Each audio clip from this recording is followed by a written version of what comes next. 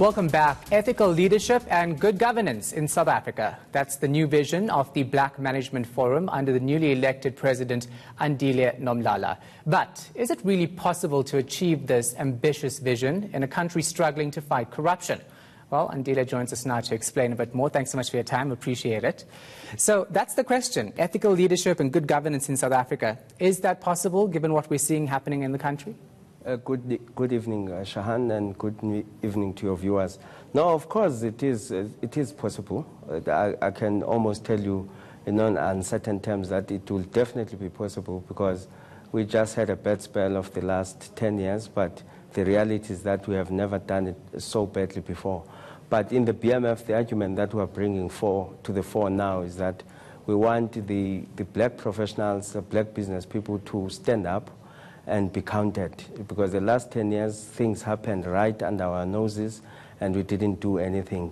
And in fact, we should be the last people to then complain now that things have happened the way they have happened, and yet we have never put ourselves forward to say, look, this can't happen under our noses.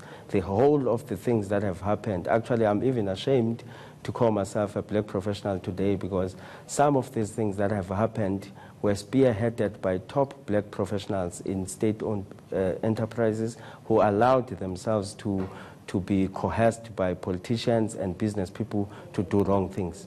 But I think we can't honestly say that we don't have hope. There are many within the BMF in particular, many leaders, highly credible leaders. If you look at the list of our own past president, Bonang Mohale, for instance, Peggy Sibiya, Nolita Fakute, those people are not tainted people. And we have within our midst our youth leadership that is very clear and very highly educated and ready to take the biting. So our responsibility, we must definitely keep government and public sector accountable. The corruption that we've seen in both these spheres of our society is completely unacceptable. The lack of transformation that we've seen is also completely unacceptable. Yeah. Yes. You didn't mention Jimmy Money, who was also a BMF leader at the time. Was he not reputable? Look, his name is currently mired in all sorts of things, so I can't stand here and defend. I'm glad. him. Yeah. I'm glad you can't. Let's move on to this. Do you have the clout to ensure that this actually happens, this new vision of good governance and ethical leadership? Look, BMF has always been in better position to influence direction in the country. It's not going to be a new thing. We are ready to even engage at high levels in the political space, starting with the top 6 of the ANC, going to all the other political parties. I have even already had engagements with other top business leaders at ABSA, and we've met AXA, we've met many couple of organizations. So I don't think that BMF and its professionals, by virtue of the caliber of our membership, we could be shuttered our doors when we knock on these organizations. But what is important is that you cannot even dare think about whether you're going to have the capacity to influence when you don't try and talk to people. It's important that you must take the initiative and talk to people and make sure that you bring in the solutions as well. You don't go there to complain and finger point. Professionals this time around must come forth and be accountable. They must, because we are the most beneficiaries after, obviously, the political elites and the white population in our country. We are the third most beneficiaries of the dividends of the post-apartheid South Africa. Our skills level, our so-called middle-class status gives us the necessary authority to be an authoritative voice when it comes to the new path and where our country is going. Yeah. But we have liquidated and reduced ourselves to obscurity, and we can't blame anyone about that. So this BMF now must then come to the fore. So let's talk about this. In the past, the BMF has been accused of not doing enough to influence policies to protect black managers and businesses. How do you make sure that actually happens now? Look, we met over the couple of last weekend, actually, to look directly on those. We believe that the policies we have are not necessarily inadequate, but we know that they don't go far enough.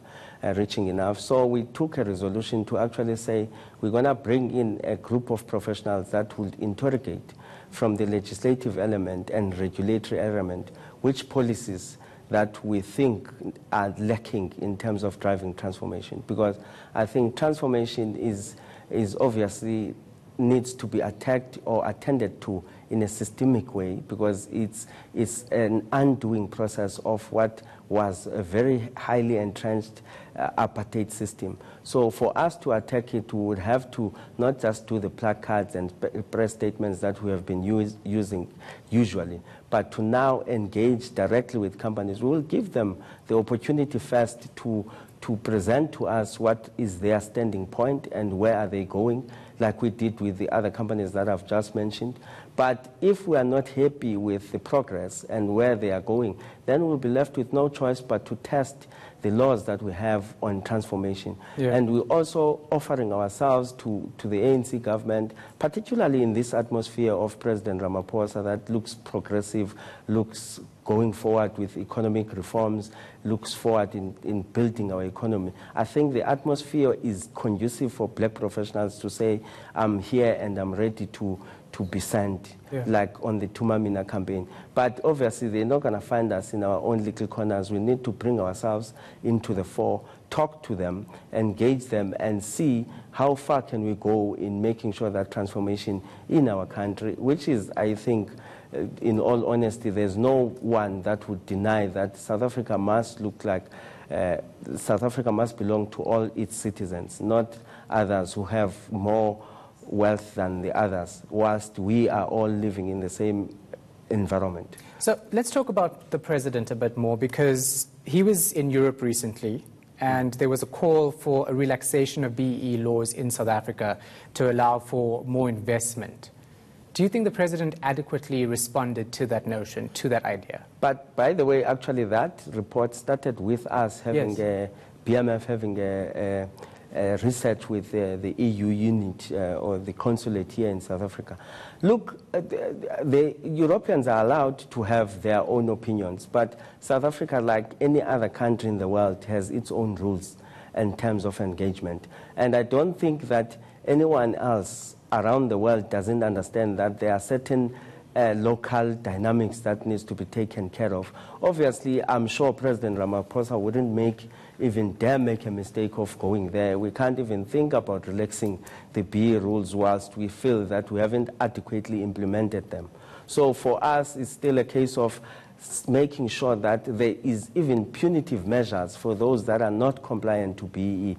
And I think Europeans and any other foreign direct investors needs to just be honestly engaged on where South Africa wants to go and how are we going to go about doing that. And once they've calculated their risk and still see their value, they will come and invest. Yeah. It's not something to be hostile about. They have the right to be giving an opinion of what they think, but we must convince them what BEE means to South Africans and what BEE will do to even their own investments. Because BEE is not just a tick box exercise of substituting a black person with a white person. It's a business imperative that allows companies to adapt to this term called unbounded organizations, where they have to take cognizance of the environment that they exist in. So in South Africa, you can't have a company that looks like it's a company in London, whilst a company in South Africa must... But you say that, and your research, the BMF report, shows that there were over 1,600 majority-owned European countries in South Africa. Only 2/3 of those companies were BEE, or were either not BEE rated or did not disclose their rating. 2/3 of those companies didn't do that. Yes. So how do we actually make sure that they are in line with our BEE policies? When you find this research, what do you do to make sure that happens? That's precisely why we engage them. That's why we went on a research with them, was to exactly unearth such things.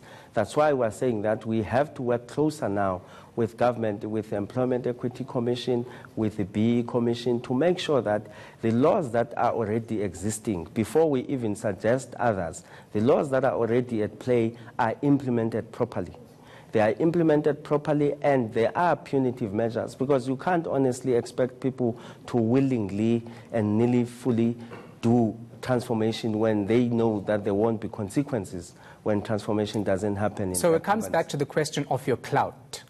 How do you make sure as an organization this actually happens? Look, let me give you in no uncertain terms that in my tenure in particular, now in the BMF, I can tell you that we will drag every little person to account on anything that are more into transformation. If we find that government and its policies are not meeting what we want, then we'll influence them and we'll go to Parliament. And I've just said to you, we're not just going to meet the ANC, we're going to meet EFF, we're going to meet UDM and the rest of the other parties to make sure that they put policies and take them to law that are adequate to what we want. What we have been doing as black professionals, by the way, which is our own fault, that we can't now start blaming people, is that we have been the beneficiaries in our own individual capacities, but we have been lucky in making sure that as a middle-class society, we are active citizens who keeps everybody that is supposed to do right things accountable. That it can't be the fault. The clout of BMF is neither here nor there. You will see it in action by us taking everybody to task. It's as simple as that. Thank you so much for your time and your honesty. We do appreciate it. Okay. Stay right there. That was, of course, Andile Nomlala.